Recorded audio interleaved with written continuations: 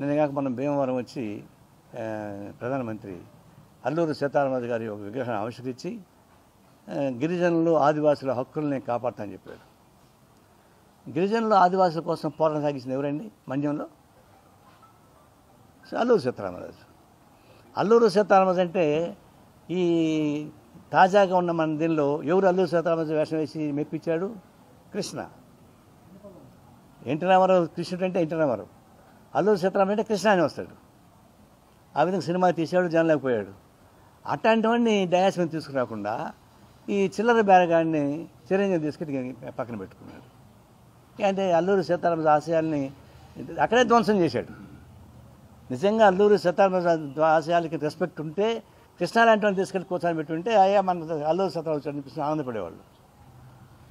ఇది రాజకీయ రంగులు మారేటువంటి బేరగాళ్ళని తీసుకెళ్ళి పెట్టుకుంటే, బ్రోకర్ పనిచేసేటువంటి పెట్టుకుంటే ఎవరు నమ్ముతాడు మిమ్మల్ని? రెండోది ఏంటి, మరుసటి రోజు నుంచే గిరిజన దాడులు చేస్తున్నారు, అడవిని శాఖలను ఖాళీ చేయిస్తున్నారు. ఇప్పటికి 3 లక్షల మంది గిరిజనుల్ని ఖాళీ చేయించేశారు. పోడు వ్యవసాయానికి న్యాయం చేస్తున్నారు. నేను స్వయంగా వెళ్ళాను మంచిర్యాల అడవుల్లోకి. కుంభవృష్టి పడుతున్నా కూడా అక్కడ గిరిజనులు అక్కడనే ఈ చెట్ల కింద నిల్చొని ఉన్నారు తప్ప వాళ్ళు పోలే. ఎడమంటే పోలీసులు భయపడి వెళ్ళిపోయారు, వర్షానికి భయపడి వాళ్ళు పోలేదు. మేము ఇక్కడే ఉంటా ఉన్నారు. అధికారులు పోతే ఉన్నారు నేను శ్రవణానికి వస్తాను తప్ప ఇక్కడే ఉంటా ఉంటున్నారు అని వాళ్ళు పోడు భూములు ఖాళీ చేస్తుంటే వాళ్ళు ఒప్పుకోలేదు. ఈ విధంగా గిరిజనుల్ని అటు ఆంధ్రాలో తెలంగాణలో పోడు భూములు రానికుండా చేయడం, గిరిజన హక్కులను కాలు రాయడం, వాళ్ళకు హక్కులు లేకుండా చేయడం చేస్తూ ఉన్నారు. ఇప్పుడు ఆంధ్ర రాష్ట్రంలో పవన్ కళ్యాణ్ స్టేట్మెంట్ రోజు ఇస్తున్నాడు, చాలా పవర్ఫుల్గానే ఇస్తున్నాడు. వైఎస్ఆర్ పార్టీకి వ్యతిరేకంగా ఓటు చేయకుండా తీసుకొని జాగ్రత్త గురించి చెప్తున్నాడు. అంతవరకు అందరూ ఆమోదించాల్సిందే. కానీ అదొక ల్యాండ్ మైన్. ఆ ల్యాండ్ మైన్ ఎక్కడ వెళ్తుందో, ఎవరి మంది వెళ్తుందో తెలిసి అవడం లేదు. ఎందుకంటే పొలిటికల్ క్లారిటీ లేదు. అందువల్ల పవన్ కళ్యాణ్ నా ఉద్దేశం అదొక ల్యాండ్ మైన్. అది ఎవరి మీద ఎట్ట పేలుతుందో ప్రణాళిక లేకుండా మనకు అర్థం కాని పరిస్థితి. అది సక్రమంగా పేలితే మంచిదే, లేకుండా పోతే మళ్ళా రాష్ట్రానికి సుడిగుండం పట్టుకుంటుంది. ఎవట్రా చిరంజీవి గారిని చిల్లర బేరగాడు అంటున్నాడు, చెప్పు తీసుకొడతాను అని అనాలని ఉన్నా కానీ మీ వయసును గౌరవించి ఆగుతున్నాం నారాయణ గారు. ఎందుకంటే భగవంతుడు మీకు ఇవ్వలేని సంస్కారం మాకిచ్చాడు కాబట్టి.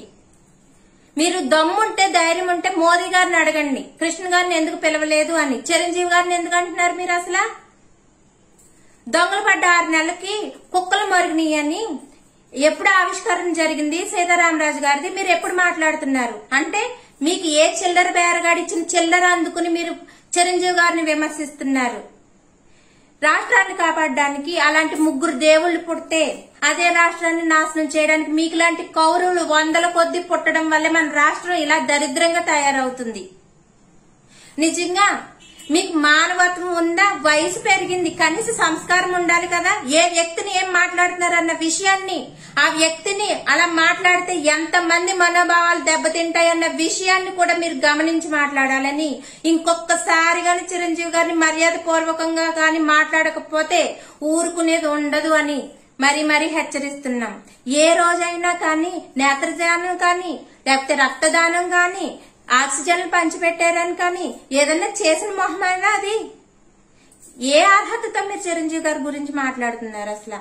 హాయ్ ఫ్రెండ్స్, మా టుడే టుమారో యూట్యూబ్ ఛానల్ చూస్తున్నందుకు చాలా థ్యాంక్స్. మరిన్ని లేటెస్ట్ వీడియోస్ కోసం వెంటనే సబ్స్క్రైబ్ చేయండి. అలాగే ఈ బెల్ ని కూడా రింగ్ చేసేయండి. మా నోటిఫికేషన్స్ అన్ని మీ మొబైల్లో వస్తాయి. అలాగే మా వీడియోస్ మీకు నచ్చితే లైక్ చేయండి, షేర్ చేయండి, నచ్చకపోతే కామెంట్ చేయండి.